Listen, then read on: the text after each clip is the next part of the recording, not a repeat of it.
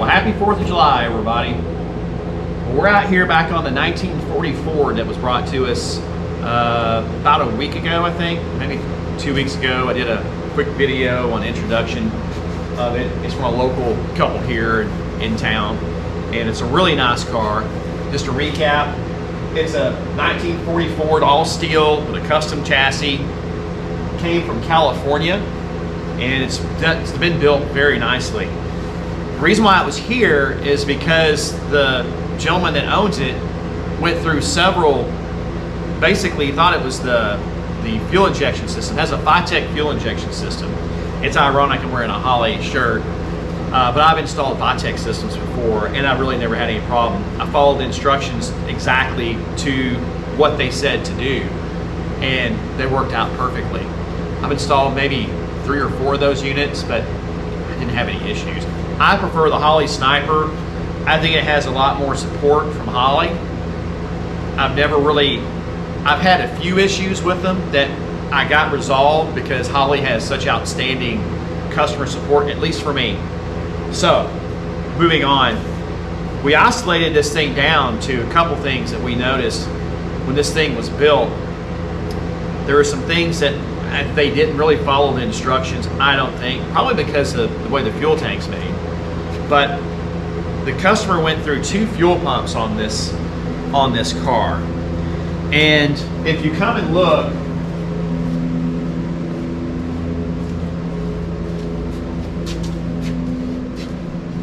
you'll see how they have the fuel pump and the fuel filter mounted.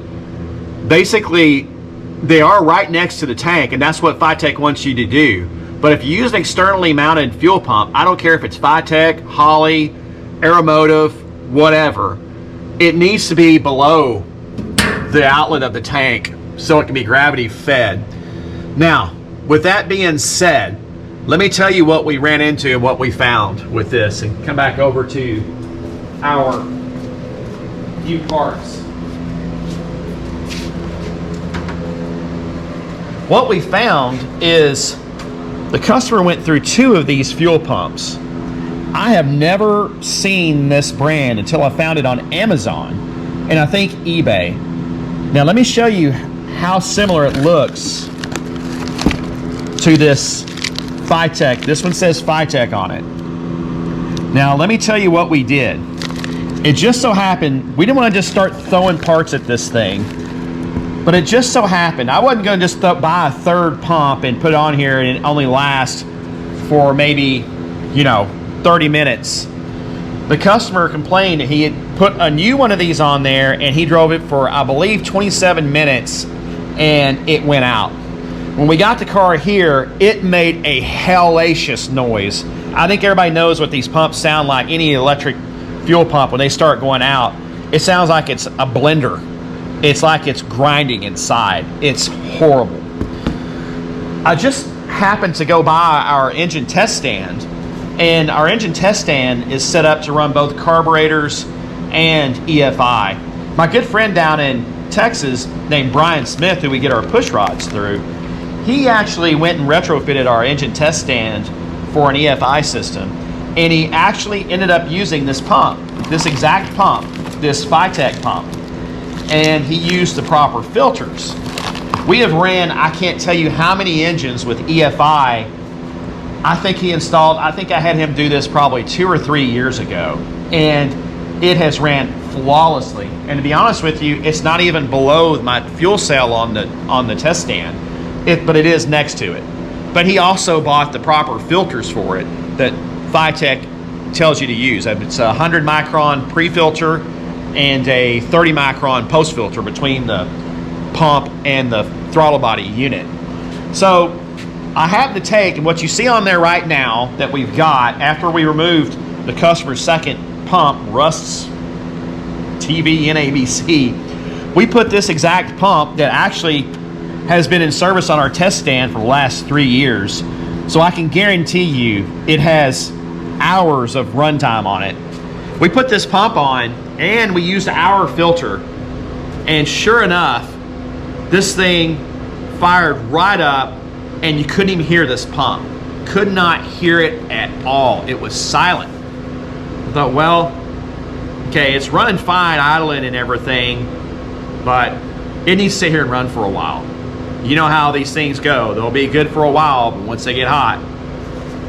We ran it, and then I drove it, and I'm kind of weird about where we live out here. We're out in a more rural area, which you would think would be better, but there's lots of curves and places that I'm just not as familiar with yet. But I did drive it around for another 25 minutes, brought it in, and the pump was still silent.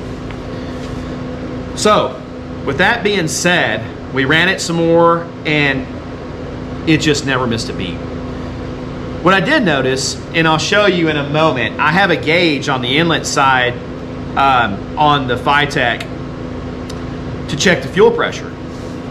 And when we started looking for the post filter between the pump and the throttle body, the FiTech unit, there was no filter whatsoever. There was no 30 micron filter.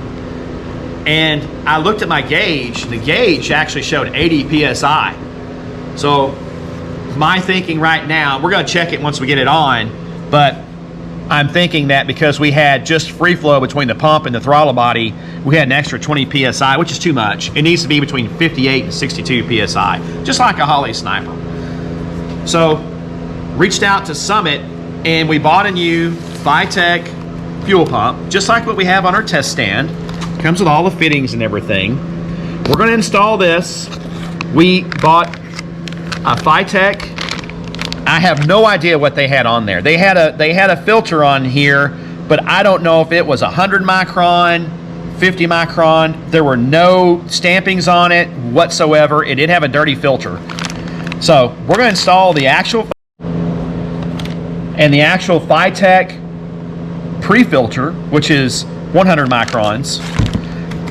They didn't have the FiTech brand, but they did have a Summit brand 30 micron post filter. And this is going to go between the pump and the throttle body.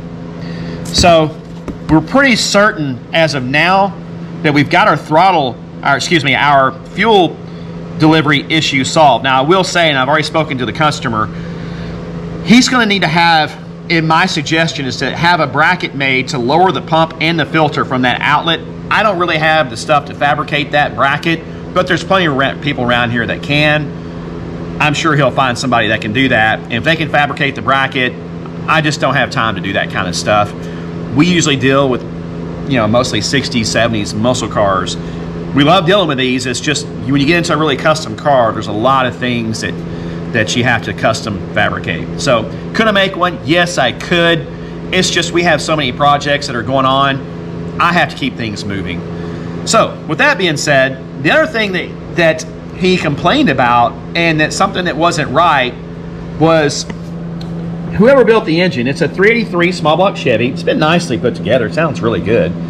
But they used this Mallory Unilite electronic distributor. Now, there's nothing wrong with this distributor. I'm going to say I'm not a anti-Mallory or MS. I have an MSD box on the charger here.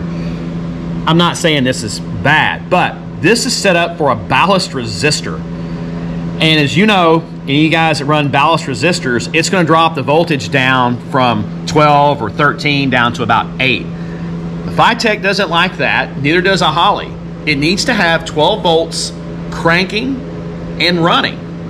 So we have decided to replace, this is really, the customers really wanted to do this as well.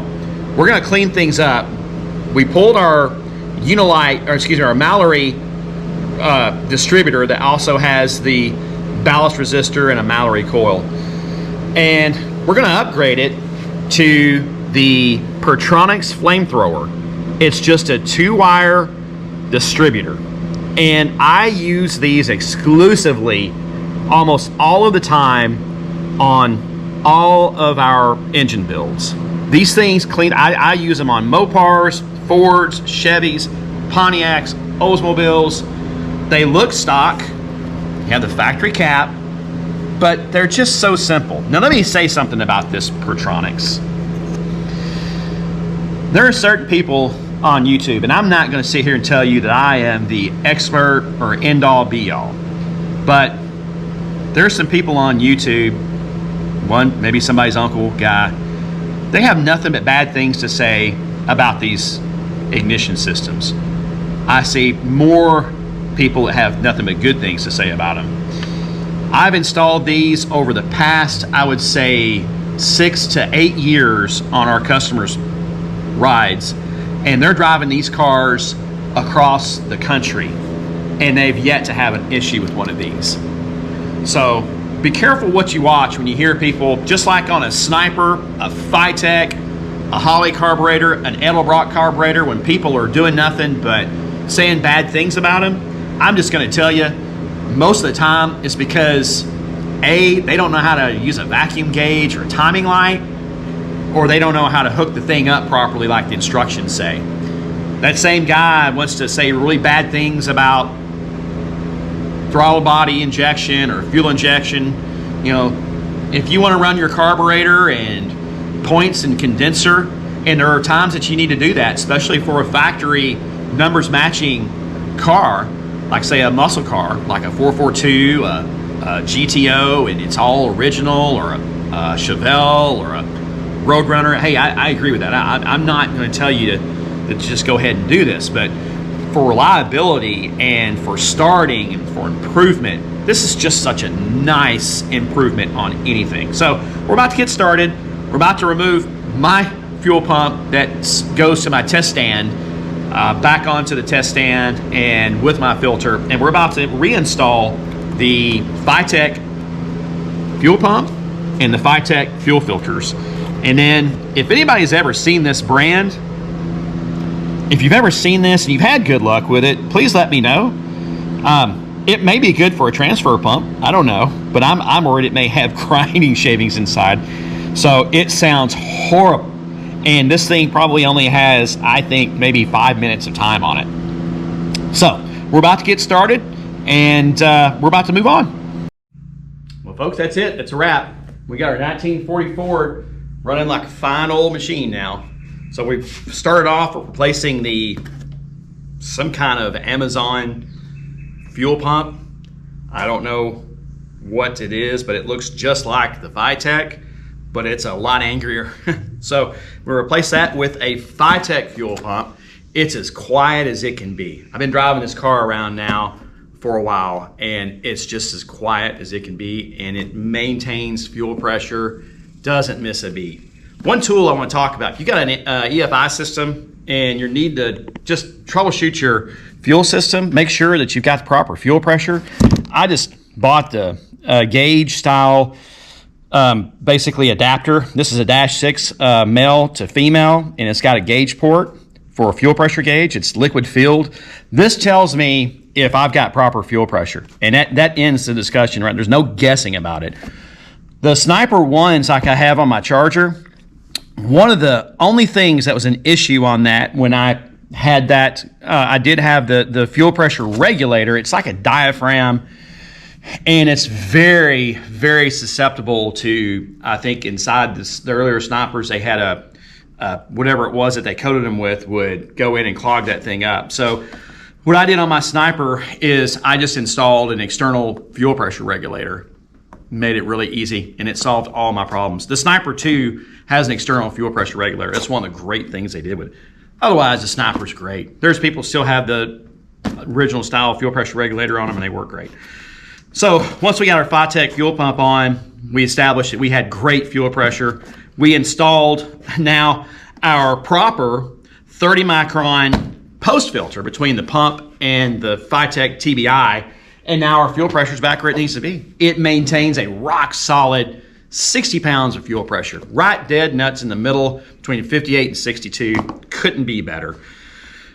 Then we replaced one up front, and we got rid of basically the Unilite distributor. Not saying it's bad at all, but it just had a lot of going on, things that could leave you stranded, or just things to go wrong, like the ballast resistor, right?